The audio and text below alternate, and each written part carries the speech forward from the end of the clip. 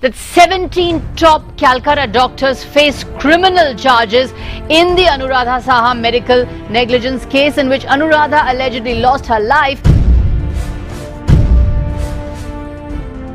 They manhandled the doctor because he had advised an ultrasound scan on the patient. The doctor was dragged out of the ward, taken outside the hospital and assaulted.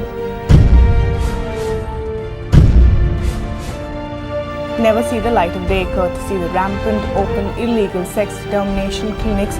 Touts bring pregnant women to these clinics and charge 5,000 to 10,000 rupees.